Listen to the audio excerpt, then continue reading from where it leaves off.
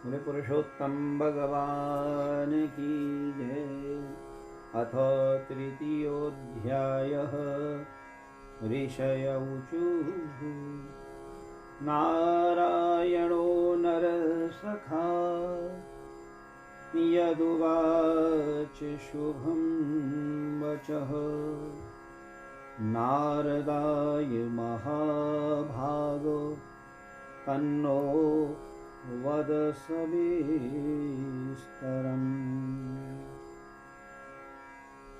ऋषिगण बोले, हे महाभाग, नर के मित्र नारायण नारद के प्रति जो शुभ वचन बोले वह आप विस्तार पूर्वक हमसे कहें। सूत जी बोले, हे द्विजोषत्तमो, नारायण ने नारद के प्रति जो सुंदर वचन कहे वह जैसे मैंने सुने हैं वैसे ही कहता हूं, आप ध्यान से सुने।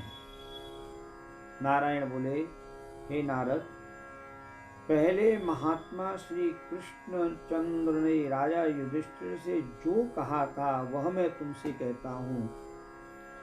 एक समय धार्मिक राजा अजातशत्रु युधिष्ठिर छल प्रिय धृतराष्ट्र के दुष्ट पुत्रों द्वारा द्यूतक क्रीड़ा में हार गए। सबके देखते देखते अग्नि से उत्पन्न हुई धर्म पारायणा द्रौपदी के बालों को पकड़कर दुष्ट दुशासन ने खींचा और खींचने के बाद उसके वस्त्र उतारने लगा। तब भगवान कृष्ण ने उसकी रक्षा की।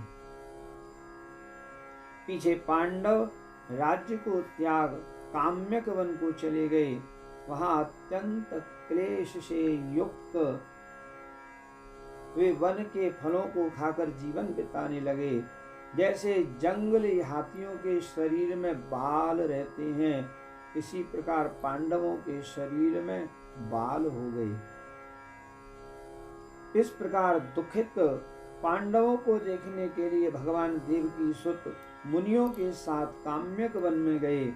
उन भगवान को देखकर मृत शरीर में पुनः प्राण आ जाने की तरह युधिष्ठिर, भीमसेन, अर्जुन आदि प्रेम विह्वल होकर सहसा उठ खड़े हुए और प्रीति से श्री कृष्ण के गले मिले और भगवान श्री कृष्ण के चरण कमलों में भक्ति से नमस्कार करते हुए द्रौपदी धीरे धीरे वहां आई। आलस्य रहित होकर भगवान को शीघ्र नमस्कार किया। उन दुखित पांडवों को रूरु मृग के चर्म के वस्त्रों को पहने हुए देखकर समस्त शरीर में धूल लगी हुई, रूखा शरीर, चारों तरफ बाल बिखरे हुए हैं। द्रौपदी को भी उसी प्रकार दुर्बल शरीर वाली और दुखों से घिरी हुई देखा। इस तरह दुखित पांडवों को देखकर अत्यंत दुखी भक्तवत्सल भगवान धृतराष्ट्र के पुत्रों को जला देने की इच्छा से उन पर क्रुद्ध हुए। विश्व के आत्मा भौं को चढ़ाकर देखने लगे।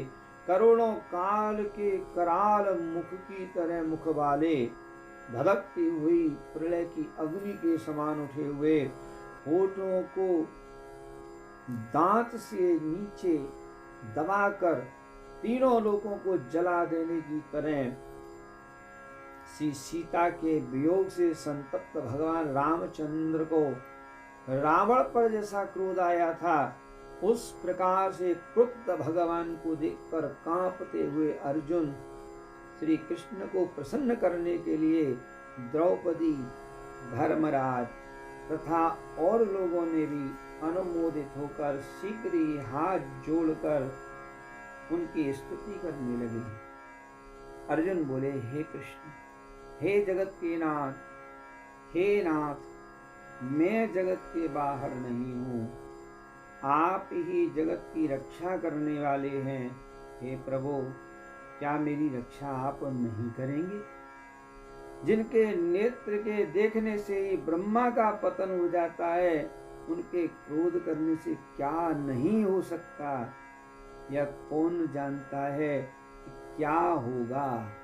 हे संहार करने वाले, क्रोध का संहार कीजिए। हे तात के तात, हे जगतपते, आप ऐसे महापुरुषों के क्रोध से संसार का प्रलय हो जाता है। संपूर्ण तत्व को जानने वाले, सर्व वस्तुओं के कारणों के कारण, वेद और वेदांग के बीजों के बीज आप साक्षात श्री कृष्ण हैं। मैं आपकी वंदना करता हूँ। आप ईश्वर हैं। इस चराचरात्मक संसार को आपने उत्पन्न किया है।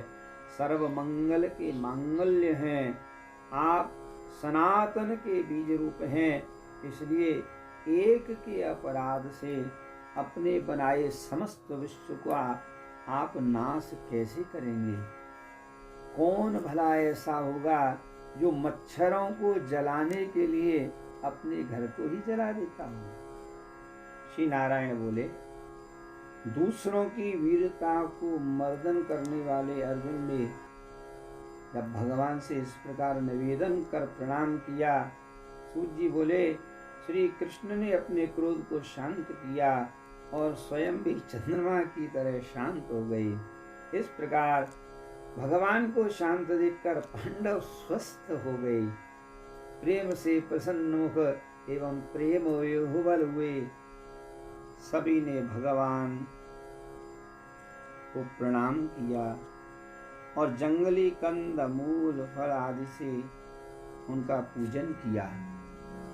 नारायण बोले, तब शरण में जाने योग्य भक्तों के ऊपर कृपा करने वाले श्री कृष्ण को प्रसन्न जान विशेष प्रेम से भरे हुए नम्र अर्जुन ने बारंबार नमस्कार किया और जो प्रश्न आपने हमें किया है वही प्रश्न उन्होंने श्री कृष्ण से किया।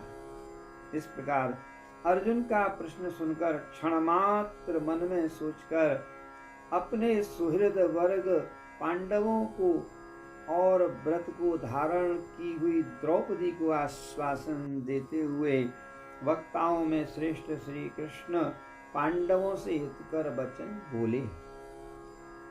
भगवान श्री कृष्ण बोले, हे राजन, हे महाभाग, हे विवत्सो, अब मेरा वचन सुनो। आपने यह प्रश्न अपूर्व किया है। आपको उत्तर देने से मुझे उत्साह नहीं हो रहा है। इस प्रश्न का उत्तर गुप्त से भी गुप्त है, ऋषियों को भी नहीं विदित है। फिर भी हे अर्जुन, मित्र के नाते अथवा तुम हमारे भक्त हो, इस कारण हम कहते हैं।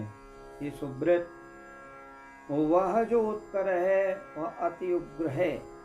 अतः क्रम से सुनो।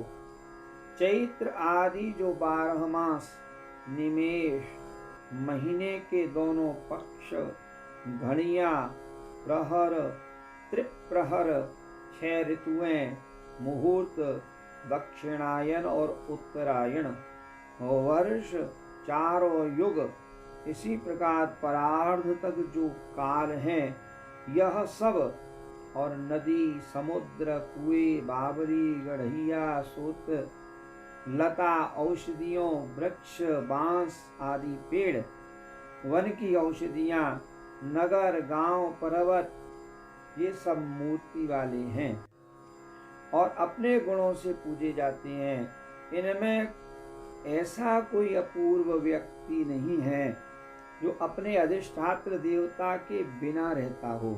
अपने अपने अधिकार में पूजे जाने वाले ये सभी फल को देने वाले हैं। अपने अपने अधिष्ठात्र देवता के योग के महात्म्य से ये सब सौभाग्यवान हैं। हे पांडुनंदन, एक समय अधिमास उत्पन्न हुआ। उस उत्पन्न हुए असहाय निंदित मास को सब लोग बोले कि यह मलमास सूर्य की संक्रांति से रहित है, अतः पूजने योग्य नहीं है। यह मलमास मल रूप होने से छूने योग्य भी नहीं है और शुभ कार्य में अग्राह्य है। इस प्रकार के वचनों को लोगों के मुख से सुनकर यह मास निरुद्योग, प्रभा रहित, दुख से घिरा हुआ, अति खिन्न मन, चिंता से ग्रस्त मन होकर व्यथित हृदय से मरणासन्न की तरह हो गया। फिर वह धैर्य धारण कर मेरी शरण में आया। हे नर, वैकुंठ भवन में जहां मैं रहता था वहां पहुंचा और मेरे घर में आकर मुझ परम पुरुषोत्तम को इसने देखा। उस समय अमूल्य रत्नों से जटित सुवर्ण के सिंहासन पर बैठे मुझको देखकर यह भूमि पर साष्टांग दंडवत कर हाथ जोड़कर नेत्रों से बराबर अश्रुओं की धारा बहाता हुआ धैर्य धारण कर गदगद वाणी में बोला। सूत जी बोले, इस प्रकार महामुनि बदरीनाथ कथा कहकर चुप हुए। इस प्रकार नारायण के मुख से कथा सुन भक्तों के ऊपर दया करने वाले नारद मुनि पुनः बोले। नारद जी बोले, इस प्रकार अपनी पूर्ण कला से विराजमान भगवान विष्णु के निर्मल भवन में जाकर भक्ति द्वारा मिलने वाले जगत के पापों को दूर करने वाले योगियों को भी शीघ्र न मिलने वाले जगत को अभयदान देने वाले ब्रह्म रूप मुकुंद जहाँ पर थे उनके चरण कमलों की शरण में आया हुआ अधिमास क्या बोला। हे श्री बृहन्नारदीय पुराणे पुरुषोत्तम मास माहात्म्य अधिमासस्य वैकुंठ प्रापणम नाम तृतीयोऽध्यायः। बोले पुरुषोत्तम भगवान की जय।